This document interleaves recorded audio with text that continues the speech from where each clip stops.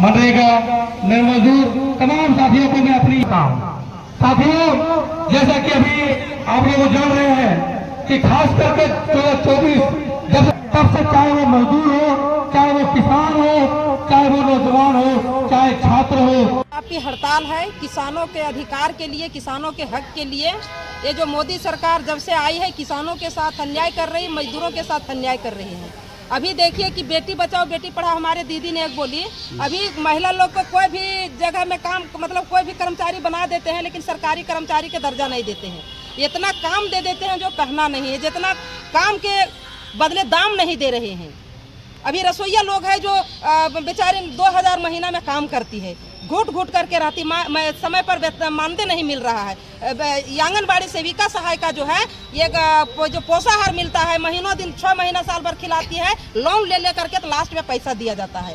अभी जो कंपनी का मोबाइल दिया गया, घटिया कंपनी का मोबाइल दिया गया है सेविका सहायिका को, और काम नहीं करने के बाद धमकी मिलता है ऊपर पे कि अगर काम नहीं कीजिएगा तो नौकरी से निकाल देंगे। अभी जो ठेका मजदूर है 12,000 रुपये में महीना दिन काम करते हैं। इसीलिए हम लोग का मांग है कि सेविका सहायिका को मानदेय बढ़ाया जाए, रसोईया का मानदेय बढ़ाया जाए, ठेका मजदूर का मानदेय बढ़ाया जाए और निजीकरण करना सरकार बंद करे। यही मेरा सरकार से मांग है, नहीं तो हम लोग उग्र आंदोलन करेंगे। पार्टी ने इसका समर्थन किया है। सबसे पहले आपके चैनल को बहुत बहुत धन्यवाद। आज मजदूर देशव्यापी जो हड़ताल है उसको सभी दल के लोग समर्थन किए हैं, सभी यूनियन के लोग समर्थन किए हैं। यहाँ तक कि पूरे देश में यह हड़ताल जो है तो कार्यक्रम सफल रहा है। खास करके बिहार में यह देखा जा रहा है कि राजद जो है तो पूरे दम के साथ इसका विरोध किए हुए है। सरकार के द्वारा जो है जो नीतियाँ, गलत नीतियाँ यूनियन के प्रति, किसानों के प्रति बनाया गया है, हम राजद परिवार की ओर से इसका घोर निंदा करते हैं। हम चाहते हैं कि किसान और मजदूर जो यूनियन है उन लोगों के हित में नियम और कानून बने। कहते हैं कि 2 गुजराती देश बेच रहा है, 2 गुजराती देश खरीद रहा है, और उसी के सेवा में मैं तो संयुक्त किसान मोर्चा का संयोजक भी हूँ। यहाँ पर 13 महीने आंदोलन चला था, 700 लोग शहीद हुए थे। तब हमारे विश्व गुरु क्षमा मांगे थे कि हमसे गलती हो गई। ये आज जो काला जो कानून लाए हैं, मजदूर विरोधी कानून लाए हैं, जिसके चलते आज पूरे हिंदुस्तान में 25 करोड़ लोग, तमाम श्रम संगठनों से जुड़े हुए 25 करोड़ लोग आज धरती पर उतरे हुए हैं। जरूरत पड़ेगा तो किसान भी इसके साथ उतरेंगे, जरूरत पड़ेगा तो छात्र भी उतरेंगे, नौजवान भी उतरेंगे, छोटे छोटे दुकानदार भी उतरेंगे, और इस सरकार को ही उखाड़ फेंकना होगा। ये खाली इनके खिलाफ उतरने से काम नहीं चलेगा। इतना ही बात हम कहकर अपनी बात खत्म। ये कानून लागू होने से, जैसा कि पूर्व वक्ता ने कहा कि ये कानून लागू होने से ना हम संगठित हो सकते हैं, ना आंदोलन कर सकते हैं, और हमारा जो काम का घंटा 8 घंटा था, वो चाहे डीसी हो, चाहे प्यून हो, चाहे हमारा डेली वेजेस का मजदूर हो, ये सबको 12 घंटा से ज़्यादा काम करना पड़ेगा। मेहनताना मांगने के लिए इसी ऑफिस में हम लोग आते थे। 10 गुना फाइन के साथ हमारा मेहनताना भुगतान होने का प्रावधान था। उस प्रावधान को ख़त्म कर दिया गया और काम का घंटा बढ़ा दिया गया, काम का दबाव बढ़ा दिया गया। ये एक तरफ का है। दूसरी तरफ है केंद्र सरकार का क्या प्रावधान है। लाखों पद रिक्त हैं, बहालियां नहीं। जो काम कर रहे हैं, जो नौकरी कर रहे हैं, अच्छे नौकरी कर रहे हैं, उनके बेटा। सरकार, विभिन्न राज्य सरकारें इसके खिलाफ एक मोर्चाबंदी है, जबरदस्त जवाब है। हम लोग मांग कर रहे हैं कि ये जो 4 कोड बिल है मजदूर के विरोध में है, चूँकि मजदूरों ने चाहे वह मिनिमम वेज एक्ट हो, बोनस एक्ट हो, इंडस्ट्रियल डिस्प्यूट एक्ट हो, जो भी फैक्ट्री एक्ट हो, इन तमाम अधिनियमों को मजदूरों ने सैकड़ों बरस लड़ करके, संघर्ष करके बनाया है। आपको मैं याद दिलाता हूं कि 1886 में जो मजदूरों ने अपनी कुर्बानी दे करके 8 घंटा काम 8 घंटा आराम का जो उन्होंने कानून बनवाया, कानून बना, उस कानून को मोदी जी पलट रहे हैं मजदूर पूंजीपतियों के पक्ष में और कह रहे हैं कि 8 घंटा के बदले आप 12 घंटा काम कर रहे हैं। हम लोग मोदी जी से पूछना चाहते हैं कि 8 घंटा के बदले जब आप 12 घंटा काम मजदूरों से लेंगे तो 4 घंटा का ओवर टाइम जो डबल पेमेंट करना है।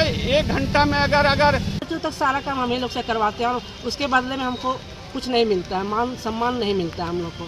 मात्र 10,000 रुपया में हम लोग काम करते हैं, तो हम लोग को वो भी समय पर नहीं मिलता है, न पोषाहार समय पर, न मानदेय समय पर, और पोषाहार भी हम लोग को लोन ले लेकर खिलाना पड़ता है। जब हम लोग इतना थे तो कहाँ से खिलाएंगे बोलिए।